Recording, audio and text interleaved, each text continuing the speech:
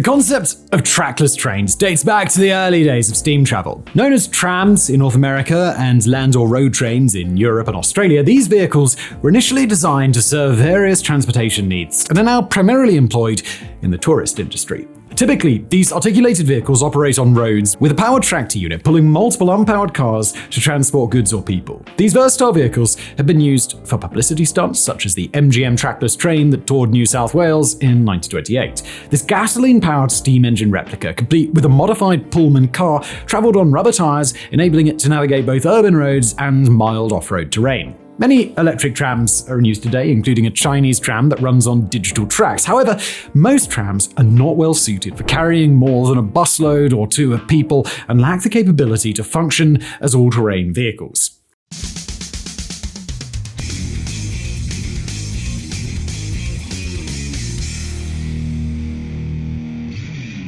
Well, enter into the picture Robert Gilmore Letourneau, widely known as the Dean of Earth-moving for his contributions to the field of earth-moving machines. Letourneau's journey began in 1902 when he left school at the age of 14 and eventually moved from Vermont to Minnesota and then to Oregon. He took whatever jobs he could find along the way, most in skilled trades or general labor. His diverse experiences in trades such as ironmongery, welding, carpentry, farming, and mining shaped his inventive spirit, and in 1929 he purchased a used tractor and opened a company maintaining dirt and gravel roads. In 1921, he established a machine shop and engineering workshop to manufacture earth-moving equipment, and over the next 8 years, he expanded the company, simultaneously working on major projects like the Boulder Highway to the Hoover Dam and the Newell Cutoff in California. During and after the Second World War, R.G. Letourneau Inc. made a name for itself, providing the Allies with sturdy construction equipment and creating innovative designs still used today, such as the first jack-up drilling rig and straddle carrier.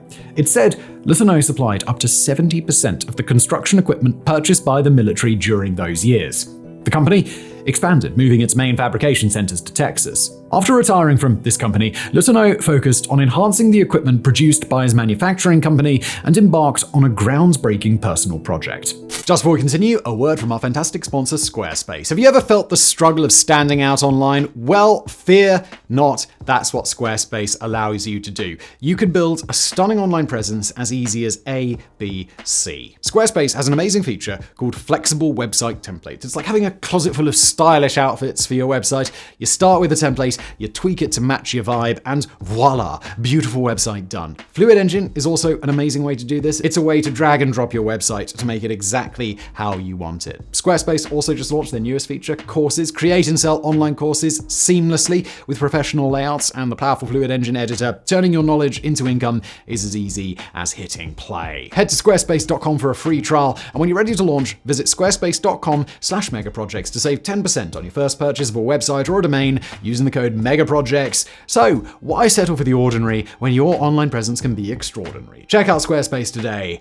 And now back to today's episode. In the early 1950s, Letourneau was sponsored by the military to create a multi-purpose aircraft tow tractor, which was dubbed the Tornado. This design utilized a gas generator to provide energy to electric driving motors connected to each wheel. After the success of his electric wheel design in this setting, Letourneau took the idea further and conceptualized a fully articulated train of electric vehicles powered by a large diesel-electric generator. Just like the Tornado, each wheel would have large rubber tires and an individual motor, providing exceptional traction in any situation. Letourneau's vision bore a resemblance to modern diesel-electric trains, but with a key distinction. His Overland train wouldn't rely on any fixed infrastructure. While traditional freight trains can move under their own power off tracks, their inability to turn without rails or a turntable makes operating them off track impractical. Exceptions, like the case of the Canadian National 3502 in 1998, demonstrate that emergency situations may call for impractical measures. CN 3502 was lifted from the rails and rolled down the road under its own power, where the train's engines provided emergency power for a town cut off from the power grid due to severe snowstorms. The December 1953 edition of the University News Journal, Letourneau Now, delves extensively into the topic of land trains. The cover features a striking image of a man standing beside one of the colossal tires that would be used by these trains. The image effectively conveys the immense scale of the mammoth machines in development. In the newspaper's first article, Letourneau himself emphasizes the strengths of these machines, highlighting their wide stance, low center of gravity, high tractive effort, and the capability to easily navigate terrain where tracked vehicles like tanks or bulldozers would struggle. He clarifies that he doesn't believe their diesel-electric, rubber-tired trackless train will replace traditional railroads, instead saying these vehicles offer unique logistical options that conventional trains cannot provide. Letourneau, a trailblazer in the use of large rubber tires on heavy construction equipment, had previously constructed oversized bulldozers and front loaders for military and civilian use, resembling those commonly seen on construction sites today. He would utilize his experience designing and fabricating earth movers to make the world's largest ATVs. The prototype, simply called the sno-train, was assembled in Longview, Texas, using parts from graders and scrapers already in production. This impressive ATV hauler was quickly repurposed for nearby logging operations as a show of its versatility, and this piqued the interest of the logging company's owner. The breakthrough for Letourneau's land trains occurred in 1953 with the creation of the VC-12, a 500-horsepower tractor paired with 3 powered cargo trailers. This configuration technically classifies the VC-12 as a 16-wheel drive vehicle, proving highly effective in transporting lumber across diverse terrains, and it was much more nimble than onlookers could imagine. It managed to maintain speeds of around 20 miles per hour on rough logging roads, and even made a trip through town to show off its mobility by taking tight turns along Longview streets. The second generation of VC-12 incorporated 3 additional cargo trailers and a secondary control cab at the rear, enabling operation from either end, akin to a traditional train with engines at both ends. The military quickly took notice of the success of this massive all-terrain vehicle. The United States Army Transportation Research and Development Command, or TRADCOM, reached out for more information. Their interest stemmed from the need to address the challenges of constructing and supplying air bases in the untamed, sodden, and frozen regions of northern Canada. Specifically, the military focused on the Distant Early Warning Line, or DEW Line, an extensive radar system planned in conjunction with the Canadian government. It would span several hundred miles north of the Arctic Circle, from Alaska to Baffin Island in eastern Canada. This radar station network aimed to detect Soviet bomber or missile activity within the Arctic Circle, providing America's Strategic Air Commands with crucial response time. Existing radar defense lines were obsolete and faced seasonal disruptions from Canada's migratory geese. The modified VC-12 presented a promising solution for building new outposts in the far north, far away from industry and infrastructure. A private demonstration at the Letourneau Proving Grounds confirmed its utility. In April of 1954, TRADCOM granted Letourneau funding to build a prototype, the TC-264 snow buggy. Design and construction began almost immediately. The snow buggy rolls on 8 3-meter-tall tires, 1 electric motor driving 2 wheels each. The motors were powered by a single Allison V1710, an aircraft engine developed to power the P-38 Lightning during World War II, which was modified to run on butane. The 1,500-horsepower engine could generate over 1,100 kilowatts, more than enough to power the experimental Arctic vehicle.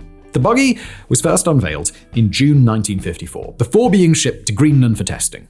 The Army was interested in evaluating the idea for moving petroleum and other oil-based necessities over ice. The TC-264's huge tires gave it incredible maneuverability on marshy tundra and snow, and provided a smooth ride on any surface. While not a proper overland train, the snow buggy was an excellent proof of concept for key design features of future overland trains, outperforming the military's expectations before being shipped back to the United States. So, with the success of the snow buggy, the VC-22 Snow Freighter was born, a larger, longer, and specially equipped vehicle tailored to overcome the challenges of the icy north. Alaska Freight Lines, a Seattle-based company contracted for logistics work in the construction of the DEW Line, hired Letourneau to construct this one-of-a-kind vehicle for them. The boxy snow freighter could transport 150 short tons, that's 140,000 kilograms of cargo in Arctic conditions well below zero in both Fahrenheit and centigrade.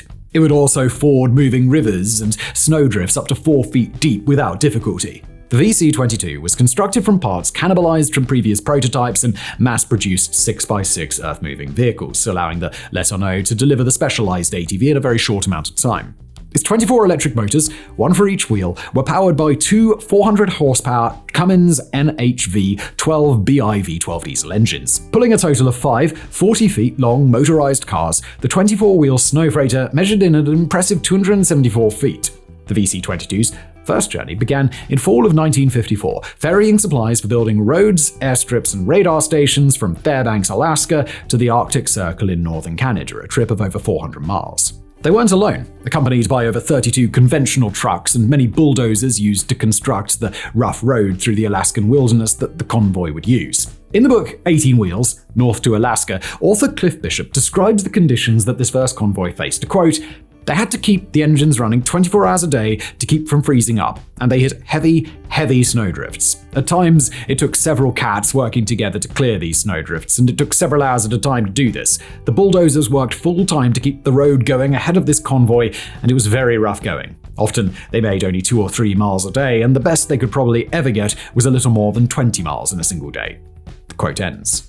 After making the return trip in spring of 1955, another expedition was planned for the coming fall. This convoy expected an easier trip as they no longer relied on bushwhacking bulldozers for clearance, but they'd be wrong. A number of mishaps, including trucks being abandoned due to broken axles, a deadly plane crash, and the snow freighter suffering a jackknife by a tributary to the Yukon River near Eagle, Alaska. That day, an inexperienced driver was at the helm, and during the accident, fuel lines were pinched and ruptured, starting a massive fire. The ATV's engines burned up. Now, fortunately, no one was injured during this crash or the ensuing fire. This did force Alaska Freight Lines to offload the snow freighter's trailers into semi-trucks and Cat trains bulldozers equipped with cargo sleds. The VC-22 was left behind, and it still sits abandoned near the Steese Highway outside of Fox, Alaska to this day. A land train cousin was completed in October 1955, the side dump train. This innovative vehicle would see no orders, however, and the prototype never left Letourneau's facility in Longview. This design differed substantially compared to the other land trains, resembling a cross between a grader and a dump truck. The cab and generator sat at the front, connected to a rear side dumping bucket. Each car had 6 wheels, individually driven by electric motors, making the STD an 18x18 drive ATV. The Army ordered the production of an Arctic overland train in 1954 after the snow buggy's successful testing in Greenland, but Letourneau's LCC-1 sno-train wouldn't finish production until 1956 after the VC-22's demise. The sno-train was a 16x16 drive vehicle with 1 tractor and 3 cars. The LCC-1 utilized the specialized snow wheels of the TC-264 with the power systems of the original Torner trains. It also included accommodations for the crew of 3 during operations and improvements on previous designs. The control cab included a powerful crane for loading and unloading cargo or removing and installing the vehicle's 3-meter-tall, 2.5-ton wheels in the field. In this and other aspects, the LCC-1's control cab resembled America's ill-fated Antarctic snow cruiser of the late 1930s, but it performed far better. When attached to its 3 cars, the snow train measured in at just over 590 feet. Unlike previous models, the LCC-1 used only one 600-horsepower diesel engine. This was more than enough for this application, making the snow train less heavy than its predecessors. The actuated control cab also improved clearance and steering on rough terrain. Despite having started production before Alaska Freight Lines VC-22, the snow train would not be completed until January of 1956. A number of features needed fine-tuning before the final product could be presented to Tradcom. The final design was somewhat lackluster, a relatively featureless train-shaped cab with gigantic tires. The massive ATV was capable of hauling up to 45 tons in total. The Army used the Tradcom Proving Grounds located in Horton, Michigan for the LCC-1's initial testing before disassembling it for shipment to Greenland for high-stress testing. During its lifespan, the snow train received many modifications, including the addition of radar equipment and an acrylic dome on its top similar to the one seen on Russia's Kakhovchanka Arctic cruiser. This allowed the crew 360 degrees of sight without leaving the warmth of the cab. The LCC-1 snow train made a number of voyages for Tradcom across Canada and Alaska until its final cargo run in 1962. It eventually ended up in a scrap heap in Fairbanks, Alaska, and sat there until the scrapyard's owner died in 2009.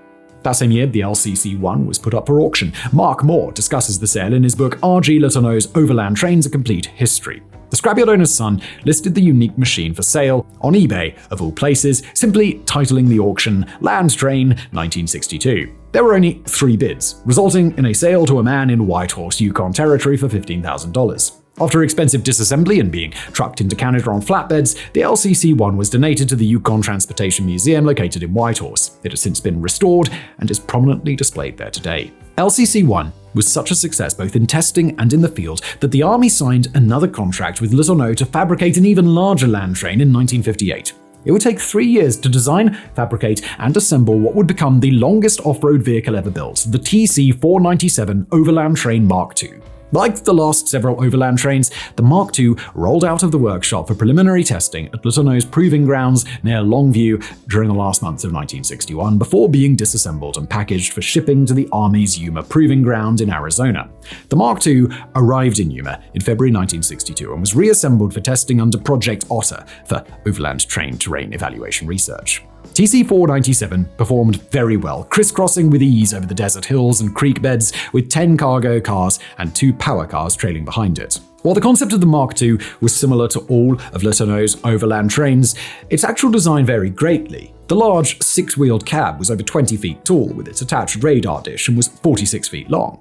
The main structures of the cab and cars used welded aluminium to save on weight wherever possible. The massive electric wheels of the Mark II had the capability to turn independently, eliminating the necessity for the control cab to be actuated for steering at departure from the LCC-1. This robust ATV accommodated a crew of 6 and featured bunks, a dining room with a kitchenette, and a bathroom equipped with a unique incinerating toilet. Additionally, the Mark II was air-conditioned, making it suitable for diverse environments. Impressively, it exceeded expectations in the deserts of Arizona and could be readily adopted for cold weather conditions. Similar to the snow buggy, the Mark II did not incorporate a diesel generator, opting instead to use a Saturn X MC turbine engine from Solar Turbine Zinc. While smaller than a Cummins diesel, the specialized turbine could produce 1,170 horsepower to the cab and its trailing cars. The Mark II could reach a maximum off-road speed of 20 miles per hour while towing up to 150 tons of cargo. 3 other turbine engines were located on the power cars, interspersed throughout the train, totaling at 4. They had 680 horsepower and theoretically allowed for the assembly of trains of any length. This theory, however, was never tested, as more cars were never ordered. Its maximum operational length was 570 feet. When off-road, each turbine would guzzle between 30 and 60 gallons of fuel per minute. An impressive feature of the Mark II was its regenerative braking. This allowed the engines to attach to each wheel to act as generators during braking, converting kinetic energy into electricity. However, this wasn't enough to reduce fuel consumption. Because of the massive quantities of specialized fuel needed for off-road operations, the Army began making plans to construct a portable nuclear reactor to power the electric driving engines. Various practical reasons made sure that this never became a reality. Engineers swiftly recognized the potential hazards and additional weight involved in making a mobile reactor, akin to the challenges faced in the Soviet Union's pursuit of a nuclear train concept. A unique change in design was a groundbreaking solution to the problem of such a long vehicle taking sharp corners. Precision was key in allowing the 54x54 off-roader to make multiple tight turns in succession as the train passed obstacles. To allow for precise maneuvering, the complex array of power and control wires were connected to the Mark II's cab, and they resembled more the steel cables used on large suspension bridges than power and control lines. This allowed the Mark II to utilize an innovative computer system that made each car's individual wheels turn at the same location that the control cab began turning, eliminating the need for driver judgment during maneuvers and reducing cut-in substantially. Viewers in Australia might be aware of the wide turns multi-trailer road trains make to avoid getting hung up on their own trailers while avoiding obstacles. The Mark II had a turning radius much closer to that of a single-trailer tractor-trailer, and the computer allowed the driver to worry about what was ahead rather than keeping an eye on the 12 attached cars behind him. With a full load range of 350 to 400 miles, low speeds, and an abysmal fuel consumption rate, another innovation caught the military's eye: Sikorsky aircraft sky cranes. While the helicopters only had operational ranges of around 230 miles, they could cover that distance at 120 to 150 miles per hour, compared to the Mark II's rarely reached off-road maximum speed of 20 miles per hour. The rise of the helicopter during the Vietnam War spelled the end of the Overland train. The military no longer had Cold War funding for experimental projects. There was a hot war on now, and it was costing more than expected. The Mark II was one of the projects cut during the early 1960s. After testing funds dried up, Project Otter was disbanded. The Mark II sat at the Yuma Proving Ground before it was listed for sale in 1969. An Arizona-based scrap dealer bought the power and cargo cars for $1.4 million. The cab of the TC-497 was driven to the front of the Yuma Proving Ground Heritage Center, where it rests today as a monument to the Army's research efforts. While no further overland trains were produced, their legacy lived on in an unusual place: monster truck racing. The owner and driver of Bigfoot, Bob Chandler, outfitted the fourth version of his famous truck with 10-foot-tall tires that may look a bit familiar. This was a stunt to beat out the competition, who claimed their trucks were the largest in the world. Chandler claims that he purchased these gigantic wheels from a Seattle scrap dealer for $1,000. Some sources say the wheels were previously used on the LCC-1 sno-train, while others speculate that they came from the VC-22 or the Mark II. Regardless of their provenance, these pieces of Le Tonneau's Overland trains helped Bigfoot take its place in the Guinness Book of World Records as both the largest and widest monster truck. Le Tonneau devoted his entire life to hard work. At the age of 77, he relinquished the presidency of Le Tonneau Technologies, passing the reins to his eldest son. Despite stepping down, he continued working in a modest office at the company, designing bigger and better earth movers like he always had.